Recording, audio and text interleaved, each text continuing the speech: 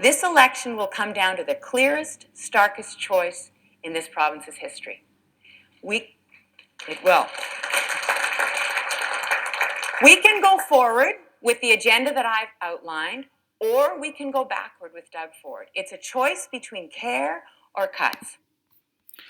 That was Kathleen Jezebel Cowperthwaite Wynne speaking at the Economic Club of Canada, where she made the suggestion, as you clearly heard, that this election will be between her caring government and cuts by Doug Ford.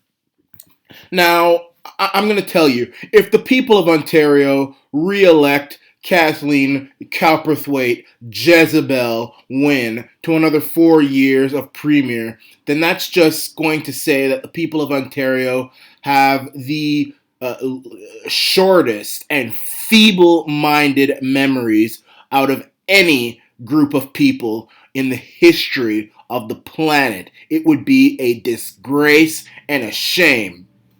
And she's right, though. This is a choice between care and cuts. The thing is that she forgot to look in the mirror and realize that this government has made huge cuts on the most vulnerable of people. Where can we begin? Well, let's begin with autistic people.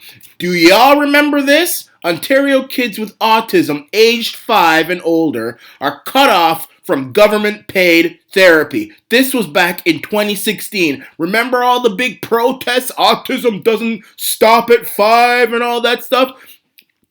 Back when Patrick Brown was leader of the PC party, he said autism doesn't end when you're 5. And you had lawn signs all over Ontario saying autism doesn't end at 5. It was a huge thing. Ontario children with autism age 5 or older will no longer qualify for government-funded intensive therapy, a move critics say is leaving many families in the lurch. The Liberal government announced the Liberal government of Kathleen Cowperthwaite Wynne, her so-called caring government, announced a new Ontario autism program with $333 million in funding, but changes include limiting intensive behavioral intervention to children between 2 and 4. Children and Youth Services Minister Tracy McCharles said advice from experts was to focus on children in that developed window. And let's take a look at some more cuts. Ontario Liberals to cut $500 million from education. Some schools in Ontario will be shut down, even though we're allowing millions of people all over the world to come in as immigrants. And where do people come when they want to move to Canada? They usually come to either Ontario or BC. You don't see immigrants moving to the Northwest Territories. So our population is growing, and yet the Ontario Liberals thought it would be wise to cut and close down schools. Some schools in Ontario will be shut down as the Liberal government makes education funding cuts to help eliminate a $12.5 billion deficit in 3 years, Education Minister Liz Sandals admitted Tuesday. I thought this was supposed to be the caring Liberal Wynne government. The planned cuts are included in the government's 2015-16 education funding guide, which was obtained by the New Democrats and calls for permanent savings of up to $500 million by 2017-18. Let's face it, Sandals told reporters, we do have a deficit, so we're going to have to look at every government program and make sure that we're managing it efficiently. So closing down schools in Ontario, even though the Ontario population is growing, especially in southern Ontario. I mean, you can see it for yourselves. Traffic is getting worse. People going into the buses and the trains, it's getting more crowded. Ontario is getting more crowded, and more people are moving into southern Ontario at an alarming rate, but the Liberals are closing down schools. You know, I have a little cousin who goes to a school that doesn't even have a cafeteria. And I mean, this is supposed to be a first world country. And this school doesn't even have a cafeteria. And the Ontario Liberals say, yeah, just make more cuts. But Kathleen Wynne says she's the caring government. She's the caring government. And then let's look at this. Pressure on Ontario to cut the cuts on hospital funding. The Ontario Health Coalition says it will be putting pressure on the provincial government this fall to cut the cuts being made to hospital funding. For the last 4 years, hospital funding has been frozen at 0%, increasing as inflation runs at 2%, population growth runs at 1%, aging adds 1%, and then there's increased utilization, which is about 1%. So just to maintain operating levels, hospitals need that 5% increase. This was just last year. Oh, but Kathleen Wynne says she's the caring government, and this is an election between care and cuts. Yes, she's absolutely right. Jezebel is right. This is a choice between care and cuts. Doug Ford is the caring, populist, conservative, just like his brother Rob Ford, who was a very caring and populist mayor of Toronto. He included Scarborough and Etobicoke and those previously forgotten neighborhoods of Toronto and into the Toronto society. He listened to the forgotten men and women. Doug Ford, just like Rob Ford, he brings out his phone number publicly. You can phone him about any situation you want. If your road is messed up, if you need a playground for a public housing condominium, they will return your phone calls. They will go visit you personally. I have Doug Ford's phone number. This is a caring humanitarian family.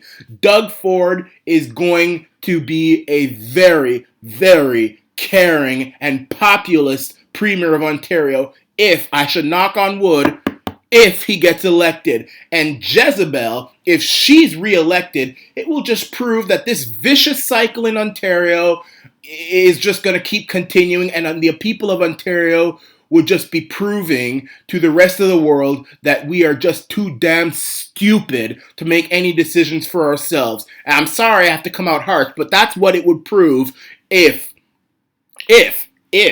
we elect Kathleen Cowperthwaite Jezebel Wynne to another 4 years in government, or if we elect her little puppet, Andrea Horwath of the NDP, who, even though she's coming out hard against the Liberals, supported the Liberals almost 75% of the time in the legislature, supported the Green Energy Act, supported the reckless hike in the minimum wage, which has cost people their hours and their jobs, supported all sorts of different things. I mean, the only thing they really disagree on is the privatization of Hydro One and the fact that the Liberals haven't spent even more, and all these other cuts that I just mentioned. But I mean, this is the thing, and the problem is that the Ontario Liberals have done this before. Let's take a look at 2014. Liberals unveil $130.4 billion in spending plan. It's an NDP style budget, but the NDP was a no-show. Do y'all remember this? Back in 2014, when the Liberals saw that there was going to be an election in 2015, when it was supposed to be, but Jezebel called the election for 2014 instead, and that's the election where she got a majority for the Liberals. She saw an election was coming up, so she did all the same thing she's doing now. Billions of dollars for this, billions of dollars for that, child care, dental care, yada, yada, yada. I mean, let's read a little bit of this. The countdown to a possible Ontario election started Thursday as the minority Liberals tabled a spring budget and gave the New Democrats a week to decide whether they'll support it or send voters to the polls. Kathleen Wynne asked to meet with NDP leader Andrea Horwath by May to discuss whether the NDP will support the $130.4 billion spending blueprint. I mean, this was just another way to get reelected, and the Ontario people said, "Oh, we'll forget all about the gas plant scandal. We'll forget all the abuses and the scandals, and just because we get a little bit more free stuff, let's reelect the Liberals." And then look what happened. They reelected the Liberals.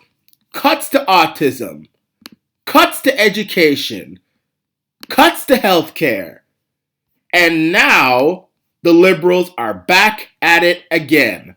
The liberals are back at it again. Jezebel is back at it again, making another budget with more free stuff and goodies and more spending, raising the debt. Eventually, Ontario has the highest sub-regional debt out of any sub-region on the planet, and eventually we're going to come to a point where all our taxes are spent more on paying the interest on that debt rather than paying for our health care, our education, our infrastructure, and all the stuff that are important to Ontarians. So yes, in the words of Kathleen Wynne,